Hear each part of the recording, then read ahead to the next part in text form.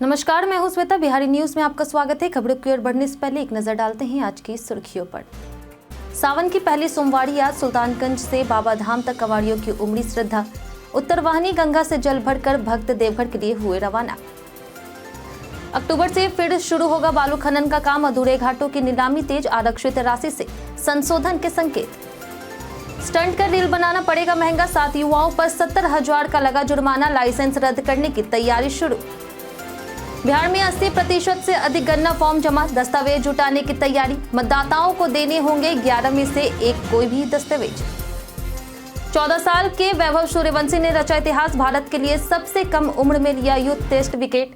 मनीषी का तोड़ा रिकॉर्ड। इसी के साथ बढ़ते हैं शाम तक की बड़ी खबरों की ओर विस्तार से। सुल्तानगंज से बाबा धाम तक कांवड़ियों की उमड़ी श्रद्धा। 11 जुलाई से सावन की शुरुआत के साथ ही सुल्तानगंज से बाबा धाम तक कांवड़ियों की आस्था की यात्रा शुरू हो गई है। आज यानी 14 जुलाई सावन की पहली सोमवारी को सुल्तानगंज घाट पर श्रद्धालुओं की भारी भीड़ उमड़ी, जहां उत्तरवाहिनी गंगा से जल भरकर भक्त देवघर के लिए रवाना हुए। चौथम, अलौली, मधेपुरा और भागलपुर सहित कई क्षेत्रों से श्रद्धालु जल भरने पहुंचे। वहीं मुजफ्फरपुर के बाबा गरीबनाथ मंदिर में भी भक्तों का जनसैलाब उमड़ा, जहां पहलेजा घाट से 87 किलोमीटर पैदल चलकर कांवड़िए पहुंचे। रात 12 बजे से सुबह 7 बजे तक करीब 1.5 लाख श्रद्धालुओं ने जल अर्पित किया है। 700 से ज्यादा युवाओं का हुआ टॉप कंपनियों में चयन। पटना स्थित दशरथ मांझी श्रम और रोजगार अध्ययन संस्थान में बिहार सरकार और BSDM द्वारा आयोजित मेगा जॉब फेयर 2025 में युवाओं का जबरदस्त उत्साह देखने को मिला। तीसरे दिन 13 जुलाई को करीब 2500 से अधिक युवा शामिल हुए, जिनमें से 700 से अधिक का चयन देश की नामी कंपनियों में हुआ है। युवाओं को साक्षात्कार से पहले ऑन स्पॉट ट्रेनिंग और करियर काउंसलिंग दी गई है, जिससे उन्हें आत्मविश्वास के साथ अवसर चुनने में मदद मिली। श्रम संसाधन विभाग के सचिव दीपक आनंद ने इसे युवाओं के लिए भविष्य निर्माण का सशक्त मंच बताया। मेला अब 15 जुलाई तक जारी रहेगा। L&T, Muthoot finance, Zomato, MRF, उत्कर्ष बैंक, बारबेक्यू नेशन जैसी 80 से अधिक कंपनियां भाग ले रही। आयोजकों ने युवाओं से इस मौके का अधिकतम लाभ उठाने की अपील की है। अक्टूबर से फिर शुरू होगा बालू खनन का काम। अक्टूबर से राज्य की नदियों में खनन गतिविधियों को फिर से शुरू करने की तैयारी के तहत खान और भूतत्व विभाग के अधूरे घाटों की नीलामी प्रक्रिया को तेज कर दिया गया है। उप मुख्यमंत्री और मंत्री विजय कुमार सिन्हा की अध्यक्षता में हुई समीक्षा बैठक में ऐसे घाटों की सूची पर चर्चा हुई जो ऊंची आरक्षित राशि या बड़े आकार के कारण अब तक नीलाम नहीं हो सके। मंत्री ने आरक्षित राशि में संशोधन की संभावना जताते हुए अधिकारियों को जिलाधिकारियों से समन्वय कर समयबद्ध नीलामी सुनिश्चित करने के निर्देश दिए हैं। साथ ही घाटों की जानकारी और प्रचार के लिए समाचार पत्रों में विज्ञापन देने का आदेश भी दिया। पारदर्शी नीलामी से न केवल अवैध खनन पर रोक लगेगी, बल्कि राज्य के राजस्व और विकास योजनाओं को भी बल मिलेगा। सरकार ने इस बार सख्त रुख अपनाया है। बिहार को मिलेगी नई तेज और आधुनिक ट्रेन की सौगात। दरभंगा से गोमती नगर के बीच नई अमृत भारत एक्सप्रेस ट्रेन जल्द शुरू होने वाली है, जो गोरखपुर होते हुए चलेगी। इसमें 22 कोच होंगे और 1834 से यात्री सफर कर सकेंगे। ट्रेन पशुपुल टेक्निकी पर आधारित होगी, जिससे ये अन्य मेल एक्सप्रेस ट्रेन से तेज चलेगी। CCTV, टॉकबैक सिस्टम और वैक्यूम बायो टॉयलेट जैसी आधुनिक सुविधाएं होंगी। संभावना है कि प्रधानमंत्री नरेंद्र मोदी 18 जुलाई को इसे हरी झंडी दिखा सकते हैं। इससे पहले दरभंगा दिल्ली अमृत भारत ट्रेन जनवरी 2024 में शुरू हुई थी। वहीं मुजफ्फरपुर हावड़ा और मुजफ्फरपुर न्यू जलपाईगुड़ी के बीच 2 नई अमृत भारत ट्रेनों की तैयारी अंतिम चरण में है। हालांकि मुजफ्फरपुर वासिंगपीट का इलेक्ट्रिफिकेशन लंबित होने से देरी हो रही। रेलवे वैकल्पिक मेंटेनेंस के लिए बरौनी या फिर समस्तीपुर पर विचार कर रहा। अगस्त से सितंबर तक घोषणा की संभावना है। स्टंटबाजी पड़ी भारी। जुर्माने के साथ मांगनी पड़ी माफी। सड़कों पर स्टंट करना, रील बनाना अब भारी पड़ सकता है। हाल ही में यातायात पुलिस ने 7 स्टंटबाजों की पहचान कर उन पर कुल 70,000 का जुर्माना लगाया है। इन स्टंटबाजों में एक ऑटो चालक और 2 युवतियां भी शामिल हैं, जिन्होंने मुख्य मार्गों पर स्टंट करते हुए वीडियो सोशल मीडिया पर अपलोड किया है। पुलिस ने इनका एक नया वीडियो भी बनाया, जिसमें वे पहले स्टंट करते और फिर माफी मांगते नजर आ रहे। अटल पथ, JP गंगा पथ, नेहरू पथ और एम्स दीघा रोड जैसे रूटों पर CCTV निगरानी जारी है। यातायात पुलिस की सोशल मीडिया टीम व वाहन नंबर के जरिए आरोपियों की पहचान कर रही। साथ ही पुलिस ने इनके ड्राइविंग लाइसेंस और वाहन पंजीकरण रद्द करने की अनुशंसा भी की है। यह कार्रवाई दूसरों की सुरक्षा को ध्यान में रखते हुए की जा रही। मधुबनी में लगेगा रिलायंस का बायोगैस प्लांट। मधुबनी जिले के लोहट में रिलायंस कंपनी 125 करोड़ की लागत से बायोगैस प्लांट लगाएगी। बियाडा ने इसके लिए 26.60 एकड़ जमीन आवंटित की है। इस परियोजना से प्रत्यक्ष और अप्रत्यक्ष रूप से 250 से अधिक युवाओं को रोजगार मिलेगा।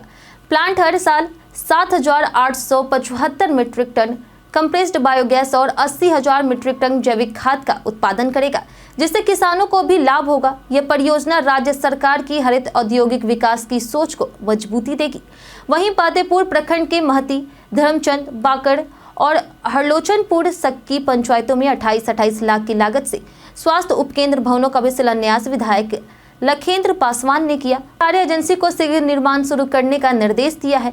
इस मौके पर बड़ी संख्या में स्थानीय जनप्रतिनिधि और ग्रामीण उपस्थित थे। बिहार में 80% से अधिक गन्ना फॉर्म जमा, दस्तावेज जुटाने की तैयारी। बिहार में मतदाता सूची के गहन पुनरीक्षण के तहत अब तक 80.11% गन्ना फॉर्म जमा हो चुके हैं। चुनाव आयोग के अनुसार 25 जुलाई तक सभी फॉर्म अपलोड करने के बाद ही प्रारूप मतदाता सूची प्रकाशित की जाएगी। इसके बाद प्रत्येक मतदाता को दस्तावेज जमा करने होंगे, जो उनके नाम से ECI नेट पर अपडेट किए जाएंगे। बूथ लेवल अधिकारी यानी BLO इस प्रक्रिया को अंजाम देंगे।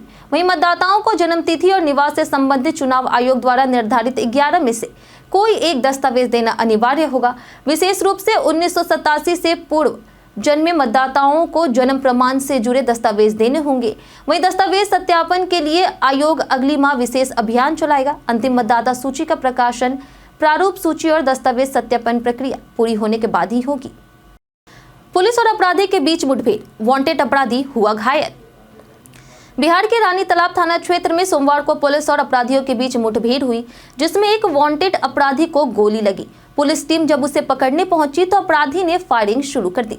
जवाबी कार्रवाई में अपराधी के पैर में गोली लगी और उसे अस्पताल में भर्ती कराया गया। यह अपराधी कई मामलों में पहले से वांटेड था। घटना के बाद इलाके में अफरा तफरी मच गई, लेकिन पुलिस ने स्थिति संभाल ली। घायल अपराधी से पूछताछ जारी है और पुलिस उसके गिरोह के अन्य सदस्यों की तलाश कर रही। बिहार में हाल के दिनों में अपराधियों के खिलाफ पुलिस की कार्रवाई तेज हुई है। राज्य सरकार ने साफ किया है कि कानून व्यवस्था से खिलवाड़ बर्दाश्त नहीं किया जाएगा और पुलिस को सख्त कार्रवाई की छूट दी गई है।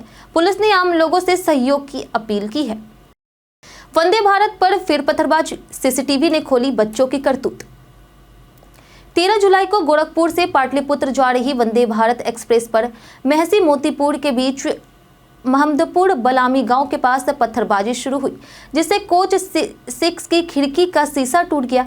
हालांकि कोई यात्री घायल नहीं हुआ है और शीशा मुजफ्फरपुर में ठीक कर दिया गया। CCTV फुटेज में लगभग 10 साल के बच्चे पत्थर फेंकते दिखे हैं, जिनकी पहचान जारी है। RPF ने केस दर्ज कर कानूनी कार्रवाई शुरू की है। इससे पहले 30 जून को भी इसी रूट पर पत्थरबाजी हुई थी। RPF ने जागरूकता अभियान चलाकर ग्रामीणों को ऐसे खतरे से अवगत कराया है। वही वंदे भारत ट्रेनों में कवच सिस्टम और हाई रिजोल्यूशन CCTV कैमरे लगे हैं। रेलवे ने यात्रियों से सतर्क रहने और तुरंत सूचना देने की अपील की है। उत्तर प्रदेश और बिहार में वंदे भारत ट्रेनों पर लगातार पत्थरबाजी की घटनाएं सामने आ रही।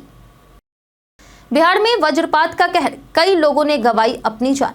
13 जुलाई को बिहार के कई जिलों में वज्रपात ने तबाही मचाई, जिसमें कुल 9 लोगों की जान चली गई और कई लोग झुलस गए हैं। बांका जिले में 4 लोगों की जान गई है और 3 घायल हुए हैं। खेत में काम कर रही महिला और 12 वर्षीय बच्ची इसकी चपेट में आ गए।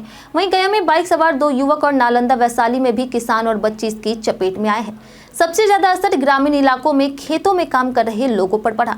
आपको बता दें कि 2020 में बिहार में वज्रपात से सबसे ज्यादा 435 लोगों की जान गई थी, जबकि 2024 में अब तक 50 लोग प्रभावित हुए थे। आपदा विभाग और मौसम विभाग बार बार चेतावनी जारी करती है। बचाव के लिए घर में रहें, मोबाइल टीवी जैसे उपकरणों से दूर रहें और पेड़ या फिर बिजली के खंभों के नीचे खड़ा ना हो। जागरूक रहें, सुरक्षित रहें। NOC की बाधा घटी, मोबाइल टावर लगाना हुआ आसान। बिहार में मोबाइल नेटवर्क और 5G विस्तार में आने वाली NOC संबंधित अड़चनें अब दूर हो गई है। नगर विकास विभाग ने केंद्र सरकार की दूरसंचार मार्ग का अधिकार नियम 2024 को राज्य में लागू कर दिया है। इससे 5G ऑप्टिकल फाइबर केबल बिछाने, मोबाइल टावर लगाने और नेटवर्क विस्तार की प्रक्रिया सरल हो जाएगी। विभाग ने सरकारी संपत्तियों पर केबल और टावर की अनुमति हेतु अधिकारियों को नामित किया है। अब निजी या फिर सरकारी ऑपरेटर संबंधित अधिकारियों से अनुमति लेकर कार्य कर सकेंगे। यह नई नियमवारी 2020 की पुरानी व्यवस्था की जगह लागू होगी। साथ ही अगर केंद्र सरकार नियमों में कोई बदलाव करती है तो वह बिहार में भी स्वतः लागू होगा। इससे दूरसंचार अवसंरचना का त्वरित विकास और 5G जैसी आधुनिक टेक्निकों का क्रियान्वयन आसान हो सकेगा। दरभंगा समस्तीपुर 4 लेन को मिली मंजूरी, जल्द शुरू होगा निर्माण। बिहार में दरभंगा समस्तीपुर के बीच 4 लेन सड़क निर्माण की मंजूरी मिल चुकी है, जिससे दरभंगा समस्तीपुर और मुजफ्फरपुर जिलों को बड़ा लाभ होगा। पहले यह मार्ग NH 103 था, जिसे अब NH 322 के रूप में चयनित किया गया है। 4 लेन बनने से इन जिलों की आपसी कनेक्टिविटी बेहतर होगी, यात्रा समय में कमी आएगी और यातायात सुगम होगा। इससे न केवल आम यात्रियों को सुविधा होगी, बल्कि व्यापारियों और किसानों को भी अपने उत्पाद बाजार तक पहुंचाने में आसानी होगी। समस्तीपुर शहर के भीतर ट्रैफिक दबाव भी कम होगा। परियोजना स्थानीय रोजगार को बढ़ावा देगी और आर्थिक गतिविधियों को गति मिलेगा। सीधा सड़क संपर्क इन क्षेत्रों के विकास को मजबूती देगा। यह 4 लेन 3 जिलों के सामाजिक और आर्थिक बदलाव का मार्ग प्रशस्त करेगा। स्थानीय लोगों को सुविधाजनक आवागमन के साथ नए अवसर मिलेंगे। एनडीए का चुनावी मिशन शुरू, रालोमो और हम हुए एक्टिव। बिहार विधानसभा चुनाव को लेकर एनडीए घटक दल रालोमो और हम सेक्युलर ने अपनी तैयारियां तेज कर दी है। रालोमो ने स्टैंड रोड स्थित कैंप कार्यालय में सोशल मीडिया टीम सक्रिय कर दी है और वॉर रूम को प्रोफेशनल IT एक्सपर्ट्स और राजनीतिक विश्लेषकों से लैस कर दिया है। पार्टी का वॉर रूम विधानसभा क्षेत्रवार शिकायतें, बूथ प्रबंधन और एनडीए नेताओं के कार्यक्रम का समन्वय करेगा। रालोमो सभी 243 सीटों पर नजर रखेगी। वहीं हम का प्रदेश मीडिया सेंटर पटना में अत्याधुनिक वॉर रूम के अंतिम चरण में है और गया में भी इकाई बनाई जाएगी। पार्टी 24/7 विपक्ष की गतिविधियों पर नजर रख रही है और डिजिटल मीडिया से त्वरित रणनीति बना रही है। हम एनडीए के साथ चुनाव लड़ेगी और 2 दर्जन सीटों पर बूथ स्तर तक अपनी पकड़ मजबूत कर चुकी है। मतदाता सूची को लेकर इंडिया गठबंधन की बड़ी रणनीति। आज इंडिया गठबंधन ने मतदाता सूची पुनरीक्षण को लेकर के जमीनी स्तर पर जागरूकता फैलाने के लिए जिले से गांव तक अभियान तेज करने की रणनीति बनाई है। इसी कड़ी में सुबह 11 बजे से गठबंधन के नेता और नेता प्रतिपक्ष तेजस्वी यादव सभी जिलों की समन्वय समितियों के साथ जूम मीटिंग कर रहे। प्रत्येक जिले की समिति एक साथ बैठक कर इस बैठक में हिस्सा ले रही। बैठक में मतदाता गहन पुनरीक्षण, प्रखंड पंचायत और बूथ स्तर पर समन्वय समितियों के गठन सहित कई अहम मुद्दे पर चर्चा हो रही। इससे पहले शनिवार को हुई बैठक में गठबंधन ने मतदाता सूची संशोधन में कथित गड़बड़ियों के खिलाफ गांव-गांव जाकर अभियान चलाने का निर्णय लिया था। बैठक में प्रचार, मीडिया, कानून और सोशल मीडिया से जुड़ी समितियों ने अपनी रिपोर्ट भी प्रस्तुत की है। यूथ टेस्ट में वैभव सूर्यवंशी का धमाका, सबसे कम उम्र में लिया विकेट। भारतीय क्रिकेट का नया सितारा वैभव सूर्यवंशी 14 साल और 107 दिन की उम्र में यूथ टेस्ट में विकेट लेकर सुर्खियों में है। इंग्लैंड के खिलाफ पहले अंडर-19 यूथ टेस्ट के दूसरे दिन वैभव ने अपना पहला विकेट लेकर इतिहास रच दिया। वो भारत के लिए सबसे कम उम्र में यूथ टेस्ट में विकेट लेने वाले खिलाड़ी बन गए।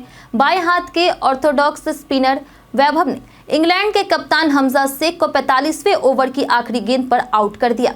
इस विकेट के साथ उन्होंने मनीषी का रिकॉर्ड तोड़ा, जिन्होंने 2019 में सबसे कम उम्र में विकेट लिया था।